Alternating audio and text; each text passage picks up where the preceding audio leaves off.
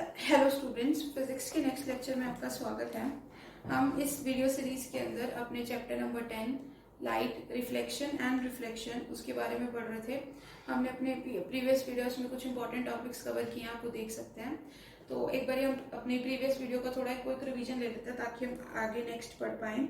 हम क्या कर रहे थे, हम अब की इस वीडियोस के अंदर जो मिरर से रिलेटेड कुछ इंपॉर्टेंट टर्म्स होती हैं, ठीक है, जो हमें पता होना जरूरी होती है, जिसकी हेल्प से हम इमेज फॉर्मेशन कर सकते हैं, उन पॉइंट्स को हम स्टडी कर रहे थे अपनी इस वीडियो के अंदर। तो हम कुछ चार टर्म स्टडी कर चुके हैं। पहली टर्म तो हमने स्टडी की थी पोल, है ना, वो क्या होता है, तुम्हारे रिफ्लेक्टिंग सरफेस का मिड पॉइंट। फिर हमने किया था सेंटर ऑफ कर्वेचर, वो होता है आपके जो जिस स्फीयर से आपने अपना मिरर बनाया है उस स्फीयर के सेंटर को ही हम क्या बोलते हैं, मिरर का सेंटर ऑफ कर्वेचर। फिर पोल और सेंटर ऑफ कर्वेचर के बीच के डिस्टेंस को क्या बोला जाता है, ये आपकी तीसरी टर्म थी, इसको बोला जाता है रेडियस ऑफ कर्वेचर। और फिर आपका फोर्थ पॉइंट था, फोर्थ पॉइंट आपका प्रिंसिपल एक्सिस के बारे में था, वो काफी इंपॉर्टेंट है, ठीक है। प्रिंसिपल एक्सिस का पॉइंट बहुत ज्यादा इंपॉर्टेंट है, बिकॉज आप जिस भी तरीके की इमेज बनाओ आपको मतलब उसमें प्रिंसिपल एक्सिस कंसीडर करनी पड़ेगी।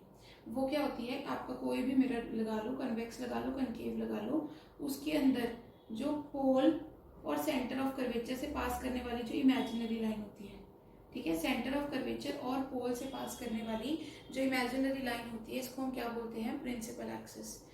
उसमें फर्स्ट इंपॉर्टेंट पॉइंट क्या है कि जब भी आपने इमेज फॉर्मेशन करनी है तो आपने अपना जो ऑब्जेक्ट है वो इस लाइन से प्रिंसिपल एक्सिस के ऊपर रखना है हमेशा, ठीक है। इमेज जो आपका ऑब्जेक्ट है वो हमेशा यहाँ कहीं पड़ा होना चाहिए, इसके ऊपर, ठीक है। और दूसरा पॉइंट मैंने आपको क्या बताया था कि ये जो होती है ना प्रिंसिपल एक्सिस, ये आपके रिफ्लेक्टिंग सरफेस पे क्या होती है, नॉर्मल होती है, ठीक है। जैसे लॉज ऑफ रिफ्लेक्शन में हमने 3 रेस पढ़ी थी ना, इंसिडेंट, रिफ्लेक्टेड और नॉर्मल, वैसे उसी तरीके से ये जो आपकी प्रिंसिपल एक्सिस होती है ये क्या होती है, आपके मिरर के ऊपर नॉर्मल होती है, यानी 90 डिग्री का एंगल बनाती है।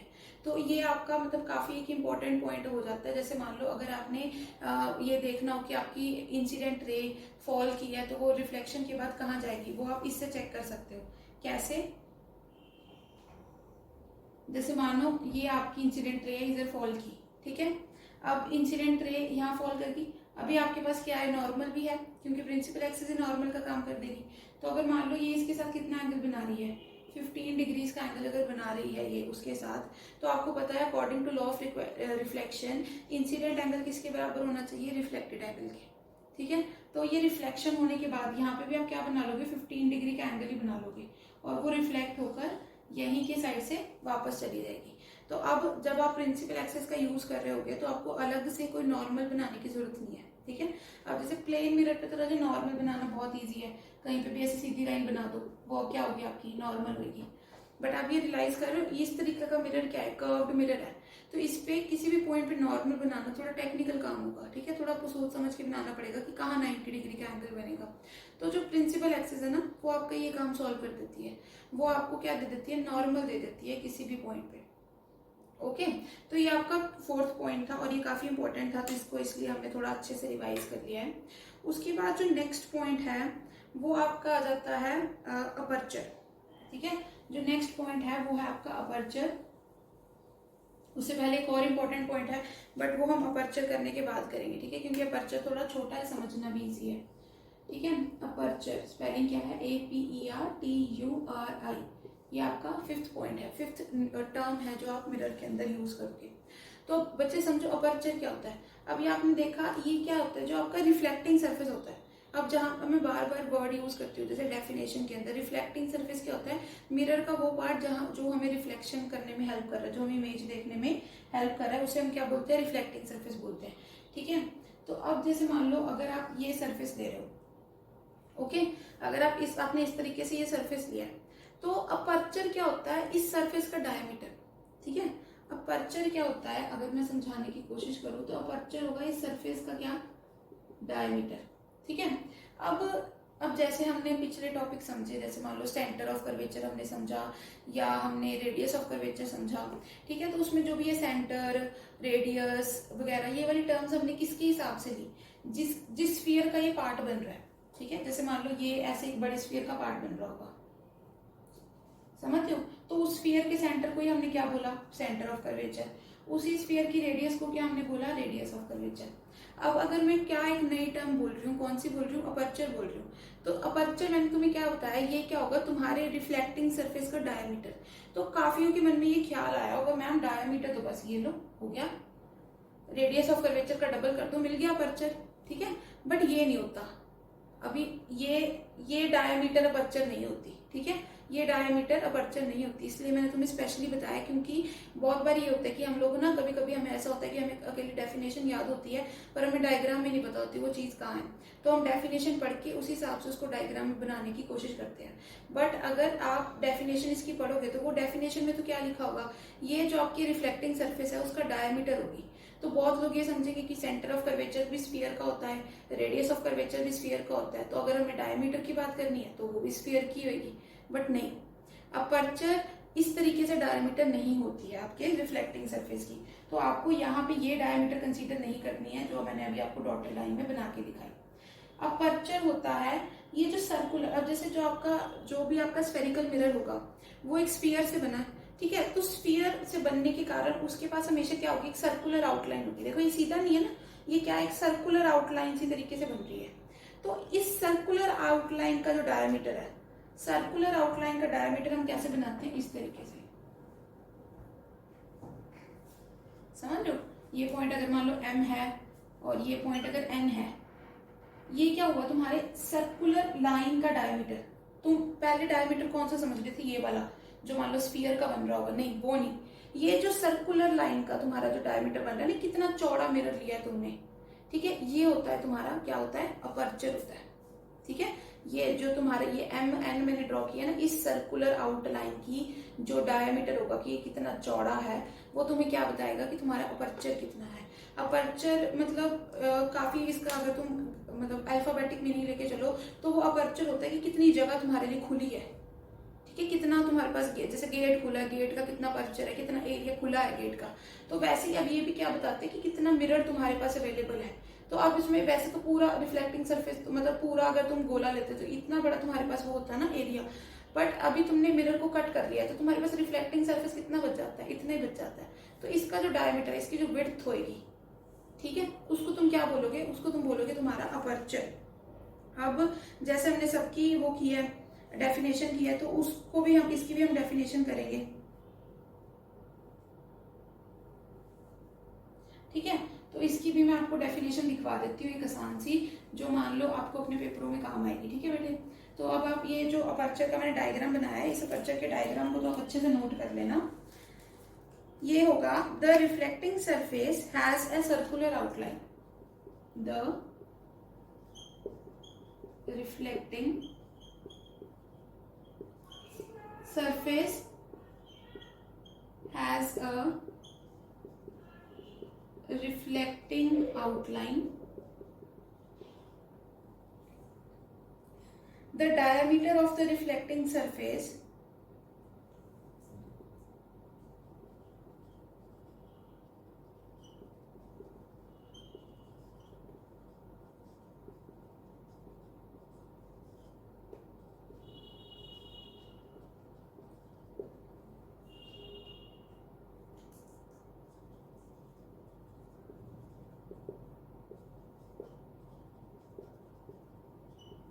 is called its aperture, ठीक है। अब इसके लिए अपर्चर के लिए कोई वैसे प्री डिफाइंड सिंबल नहीं है कि जैसे हमने बाकियों के लिए सिंबल किया था ना कि इसका कोई जैसे रेडियस ऑफ कर्वेचर का R होगा, सेंटर ऑफ कर्वेचर का C होगा, वैसा इसके पास कोई प्री रिक्वेस्ट, इसके पास कोई सिंबल नहीं है, ये इसी तरीके से लिया जाता है, ठीक है। तो इसकी डेफिनेशन क्या है, the reflecting surface has a circular, sorry यहाँ पे मैंने रिफ्लेक्टिंग आउटलाइन लिख दी, इस भी जगह पे आएगा सर्कुलर आउटलाइन, सॉरी बच्चे लिखने में गलती हो गई मेरे से। जो तुम्हारा ये रिफ्लेक्टिंग सरफेस होगा, रिफ्लेक्टिंग सरफेस मतलब जो मिरर है उसके पास क्या होगी, हैज अ सर्कुलर आउटलाइन, एक सर्कुलर आउटलाइन होगी। The diameter of the reflecting surface, उस रिफ्लेक्टिंग सरफेस का जो डायमीटर जो मैंने ऐसे बनाया था, वर्टिकल बनाया था, इसको हम क्या बोलते हैं, अपर्चर बोलते हैं, इसको हम क्या बोलते हैं, अपर्चर बोलते हैं। है ना। और यूजुअली हम जो भी तुम अपने जैसे यहाँ पे अपने सिलेबस के अंदर जो मिरर्स पढ़ोगे, जिसके अंदर से तुम ये मैं डेफिनेशन रब कर रही हूँ, ठीक है, मैं तुम्हें नेक्स्ट पॉइंट कराने वाली हूँ। जो भी तुम ये मिरर्स वगैरह कंसीडर करोगे ना अपने सिलेबस के अंदर बच्चे, जिसमें तुम डायग्राम बनाना सीखोगे कि इसका क्या मतलब, इसकी इमेज कहाँ बनेगी, उसमें जनरली क्या लिया जाता है, जो तुम्हारा अपर्चर होता है ना, उसको हमेशा स्मॉल लिया जाता है। किससे? रेडियस ऑफ कर्वेचर से। रेडियस ऑफ कर्वेचर से तुम्हारा अपर्चर हमेशा क्या लिया जाता है? स्मॉल लिया जाता है, ठीक है। तुम्हारा अपर्चर हमेशा किससे लिया जाता है? रेडियस ऑफ कर्वेचर से स्मॉल लिया जाता है। तुम कभी भी अपर्चर को रेडियस ऑफ कर्वेचर से बड़ा नहीं पाओगे अपने सिलेबस के अंदर। जो सिलेबस के अंदर तुम्हारे पास जो मिरर है ना, बनाना पॉसिबल तो है, बना सकते हो तुम ऐसा मिरर जिसका अपर्चर बड़ा होगा उसके रेडियस ऑफ कर्वेचर से, बट अब तुम जो अपने उसमें कंसीडर करोगे, अपने सिलेबस के अंदर जिस तरीके के मिरर कंसीडर करोगे, उनके अंदर क्या होगा, तुम्हारा अपर्चर हमेशा तुम्हारे रेडियस ऑफ कर्वेचर से बच्चे छोटा ही होगा। तो तुम्हें ये भी पॉइंट याद रखना है। बाई चांस अगर मान लो कुछ न्यूमेरिकल जैसी चीज आ गई, तो उसको तुम इसमें टिक करोगे कि यहाँ पे तुमने क्या लेना है, अपने अपर्चर को रेडियस ऑफ कर्वेचर से छोटा ही लेना है, ठीक है। अब ये तो हो गए तुम्हारे बेसिक टर्म्स। अब एक और बहुत इंपॉर्टेंट सी टर्म रह गई है, उसको भी हम कर लेते हैं सॉल्व, ठीक है। वो आपकी टर्म है फोकस।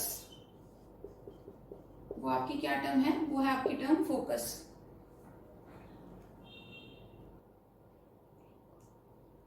अब रचे फोकस क्या होता है? फोकस अभी आपको वर्ड से भी पता लग रहा होगा। फोकस मतलब जहां सारी चीज इकट्ठी हो जाए, प्रॉपर कॉन्सेंट्रेशन, उसी चीज को हम क्या बोलते हैं? फोकस बोलते हैं, ठीक है। फोकस क्या होता है? फोकस को समझने के लिए ना तुम्हें कनकेव मिरर और कन्वेक्स मिरर दोनों के लिए अलग अलग ही समझना पड़ेगा, तभी तुम्हें एग्जैक्ट समझ में आएगा कि फोकस है क्या और फोकस इतना इंपॉर्टेंट क्यों है, ठीक है। इमेज फॉर्मेशन में जैसे प्रिंसिपल एक्सिस अपना एक बहुत इंपॉर्टेंट काम बनाती है ना, उसी तरीके से फोकस का भी एक बहुत इंपॉर्टेंट काम होता है। अब रचे देखो कनकेव मिरर में क्या होगा। मान लो ये तुम्हारा कनकेव मिरर है, ठीक है, और ये मान लो तुमने क्या बना लिया, अपनी प्रिंसिपल एक्सिस बना ली। ये तुम्हारा क्या होगा? पोल होगा, और ये क्या होगा? तुम्हारा सेंटर ऑफ कर्वेचर होगा, ठीक है। अब रचे इसके अंदर कनकेव मिरर को ना, कनकेव मिरर को हम एक्चुअल में कन्वर्जिंग मिरर भी बोलते हैं। क्या बोलते हैं? कन्वर्जिंग। कन्वर्जिंग का मतलब वो जो सब चीज को इकट्ठा करते हैं। तो रजे इसमें क्या होगा कि जो आपका, अगर मान लो कोई भी आपकी रे आ रही है ना, जैसे मान लो अगर ऐसे प्रिंसिपल एक्सिस की पैरेलल आ रही है, जैसे सीधी ये है वैसी सीधी ये आ रही है, तो ये जो रे होगी ना, ये हमेशा कहाँ चली जाएगी? ये फोकस में से पास कर जाएगी। कहाँ चली जाएगी? ये हमेशा फोकस में से पास कर जाएगी बच्चे। कोई भी रे है, जैसे मान लो ये भी आ रही है, ये भी फोकस में से, ये आएगी, ये भी फोकस में से पास कर जाएगी, ये आएगी, ये भी फोकस में से। पर ये हर एक रे नहीं, कौन सी रे? जो प्रिंसिपल एक्सिस की क्या होगी? पैरेलल होगी, ठीक है। जो एक्सिस, जो रे प्रिंसिपल एक्सिस की पैरेलल होगी, वो हमेशा किस में से पास करेगी? फोकस में। इस पॉइंट को क्या बोलते हैं? फोकस, जिसके अंदर से तुम्हारी सारी जो रेज हैं वो पास कर रही हैं, अगर वो प्रिंसिपल एक्सिस के पैरेलल है। अब इसको समझने के लिए तुम एक बार और करो, तो तुमने कभी देखा होगा, जैसे मैग्नीफाइंग ग्लास लेते हैं हम, या कभी कभी मिरर ले लेते हैं। जैसे मान लो सोलर कुकर बना होता है, सोलर कुकर में क्या बना होता है जी? यहाँ एक शीशा लगा होता है, ठीक है, और यहाँ पे तुम्हारा मटेरियल पड़ा होता है, जैसे बीच में ऐसे तुम्हारा फूड आइटम्स पड़े होंगे, ठीक है। तो ये सन की रेज यहाँ पे आ रही होती है, ठीक है। तो सन की रेज सारी क्या हो जाती है? यहाँ इकट्ठी नहीं हो जाती? सोलर कुकर में हो जाती है ना। तो ये जो ये कुकर होता है ना, सोलर कुकर का जो पैन जिसके अंदर तुम खाना बना रहे होते हो, इसको कहाँ रखा जाता है? इस मिरर के फोकस पे रखा जाता है, क्योंकि फोकस वो पॉइंट है जहां पे सारी की सारी रेज इकट्ठी हो जाएंगी। अगर वो प्रिंसिपल एक्सिस की क्या आ रही होगी? पैरेलल आ रही होंगी, तो वहां इकट्ठी हो जाएगी। जैसे अभी मैं तुम्हें क्या बता रही थी कि तुमने कभी कभी देखा होगा, मैग्नीफाइंग ग्लास ले लेते हैं जी, और मैग्नीफाइंग ग्लास को सूरज पे सामने, मतलब सूरज की रोशनी होकर उसमें रख देते हैं, और नीचे क्या रख देते हैं? कागज रख देते हैं। तुमने देखा होगा कि नीचे छोटा सा डॉट बन जाता है सूरज का, सूरज की रोशनी का, ठीक है, एक हल्का सा ऐसे डॉट सा बन जाता है। और अगर तुम 2 मिनट के लिए, 1-2 मिनट के लिए उसे लगातार वहीं एक पोजीशन पे टिका के रखते हो, तो तुम क्या देखते हो? पेपर जलने लगता है। वो क्यों होता है? क्योंकि असल में क्या होता है, वो मैग्नीफाइंग ग्लास क्या करता है, वो जितनी भी तुम्हारी रेज आ रही होती है ना, पैरेलल रेज आ रही होती है वहां से, सूरज से प्रिंसिपल एक्सिस के पैरेलल, वो सारी की सारी रेज को वो कहाँ से पास करा देते हैं? उसकी फोकस पे। अब फोकस पे हम क्या रख देते हैं? अपना कागज रख देते हैं। तो कागज उस पे, फोकस पे क्या हो रहा है? सारी की सारी रेज क्या हो रही है? इकट्ठी हो रही है ना। जितनी भी रेज आ रही है सारी की सारी फोकस पे क्या हो रही है? इकट्ठी होती चली जा रही है।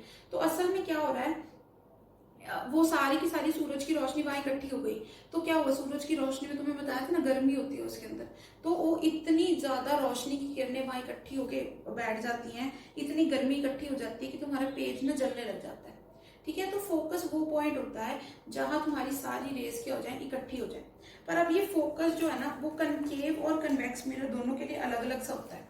अब ये तो हो गया कनकेव का किस्सा, इसको ड्रॉ करके रखना है, बहुत इंपॉर्टेंट है। ठीक है, अब अगर मान लो मुझे कन्वेक्स के लिए देखना है, तो कन्वेक्स के लिए थोड़ा मामला अलग होगा।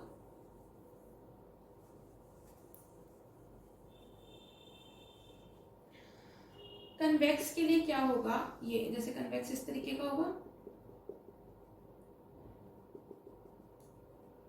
अब ये था तुम्हारा पोल, और कुछ यहाँ पे होगा तुम्हारा सेंटर ऑफ, ये तो हमने देखा था ना, सेंटर ऑफ कर्वेचर इसके लिए पीछे होता है। तो ये क्या है, कन्वेक्स। और इस मिरर को और क्या बोला जाता है, इस मिरर को और बोला जाता है डाइवर्जिंग। यानी इसमें क्या होता है बच्चे, कि इसमें सारी रेस डाइवर्ज कर, डाइवर्ज का मतलब क्या होता है, फैल जाती है।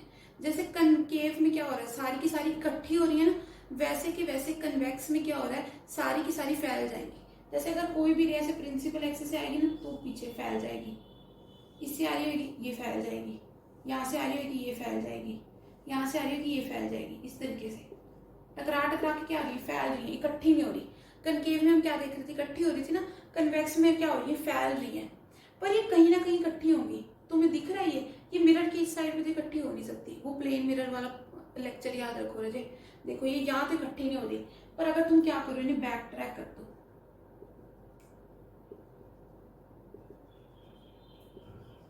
यहाँ इकट्ठी हो गई, इस पॉइंट पे हो रही है ना, बैक ट्रैक करो। हमारी आंखें क्या करती हैं, हमारी लाइट रेस को बैक ट्रैक करती हैं। वो क्या मानती है कि कहीं सीधे से आ रही होंगी, वो ये नहीं समझ पाती कि कहीं लाइट बेंड की होगी। तो इन लाइनों को बैक ट्रैक करो, बैक ट्रैक करो, तुम देख रहे हो यहाँ मिल रही है इस पॉइंट पे।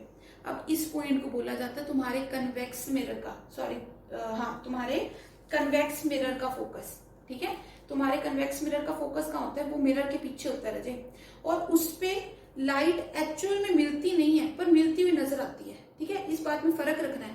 कनकेव में लाइट सच में मिलती है तुम्हारे फोकस पॉइंट पे जाके, बट कन्वेक्स में वो लाइट सच में मिल नहीं रही होती, बस दिखती है कि शायद हाँ वहां पे मिल रही होगी। तो उस पॉइंट को हम क्या बोलते हैं, उस पॉइंट को हम कन्वेक्स मिरर का फोकस बोलते हैं। एक हमने बेसिक डिफरेंस क्या किया, कनकेव मिरर को बोलते हैं कन्वर्जिंग मिरर, और कन्वेक्स मिरर को क्या बोलते हैं, डाइवर्जिंग। कन्वेक्स क्या करता है, लाइट्स को फैला देता है और हमें लगता है कि वो शायद फोकस पे मिल रही होगी, पर कनकेव लाइट रेस को क्या कर देता है, इकट्ठा कर देता है, और वो लाइट सच में जाके फोकस पे मिलती है। ठीक है, तो फोकस ऑल इन ऑल क्या पॉइंट हो गया, वो पॉइंट हो गया जहां पे जाकर तुम्हारी जितनी भी लाइट है वो मिलती है या मिलती हुई नजर आती है। अब जो तुम्हारा ये फोकस है, इसकी रिप्रेजेंटेशन क्या होती है, इस फोकस की रिप्रेजेंटेशन होती है एफ। तुमने कहीं पे भी फोकस दिखाना है अपने डायग्राम के अंदर, तो तुम फोकस का कौन सा सिंबल लिखोगे, फोकस का सिंबल लिखोगे एफ। और फोकस के साथ जुड़ती है एक और टर्म है, जो 7th टर्म है, जो तुम इसी के अंदर पूरी कर सकते हो, वो होती है फोकल लेंथ। क्या होती है, फोकल लेंथ, और इसका सिंबल होता है स्मॉल एफ। क्या होता है इसका symbol, small F. Focal length क्या होता है, तुम्हारे पोल और फोकस के बीच का डिस्टेंस। जैसे हमने रेडियस ऑफ कर्वेचर किया था ना, रेडियस ऑफ कर्वेचर क्या था, पोल और सेंटर ऑफ कर्वेचर के बीच का डिस्टेंस, इसको हमने क्या बोला था, रेडियस ऑफ कर्वेचर बोला था। पर पोल और फोकस के बीच का डिस्टेंस, पोल और फोकस के बीच का डिस्टेंस, इसको हम क्या बोलते हैं, फोकल लेंथ बोलते हैं। ठीक है, काफी मतलब आसान सी चीज है। पोल और फोकस के बीच का डिस्टेंस क्या होगा, फोकल लेंथ। अभी मैंने तुम्हें एक और चीज बताई थी जब मैं तुम्हें अपर्चर पढ़ा रही थी, और उसमें मैंने तुम्हें क्या बताया था कि अब तुम इस अपने सिलेबस में कैसी मतलब मिरर्स पाओगे, वो मिरर पाओगे जिनका अपर्चर क्या है, रेडियस ऑफ कर्वेचर से बहुत कम होता है, जिनका अपर्चर रेडियस ऑफ कर्वेचर से बहुत कम होता है। तो उस तरीके के मिरर्स के लिए क्या होता है कि जो तुम्हारी रेडियस ऑफ कर्वेचर है ना, वो डबल ऑफ क्या होता है, फोकल लेंथ होती है। ये बहुत इंपॉर्टेंट है, रिलेशन है, तुम्हारे न्यूमेरिकल में बहुत जगह काम आएगा, इसको छोटे में मत ले लेना।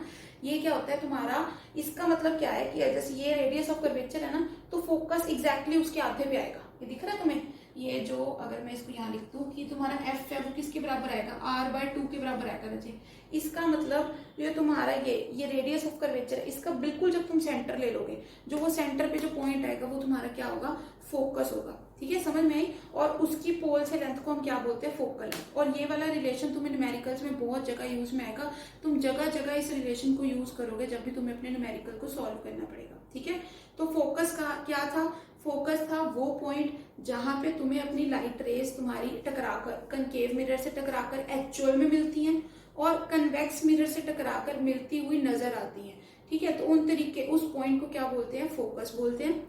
और फोकस और पोल के बीच के डिस्टेंस को क्या बोलते हैं, फोकल लेंथ। और अगर तुम ऐसा मिरर लेते हो जिसका अपर्चर रेडियस ऑफ कर्वेचर से बहुत ज्यादा कम है, ठीक है, मतलब उसकी सर्कुलर राइट लाइन बहुत कम है, उस तरीके के मिरर के लिए तुम्हारा जो फोकल पॉइंट होगा, फोकस का पॉइंट होगा, वो रेडियस ऑफ कर्वेचर के क्या है, बिल्कुल बीच में आएगा, रेडियस ऑफ कर्वेचर के बिल्कुल बीच में आएगा। और रिलेशन क्या फॉलो होगा, R = 2F। ठीक है, तो आज के लेक्चर में इतना ही, बाकी हम अपने नेक्स्ट लेक्चर में करते हैं।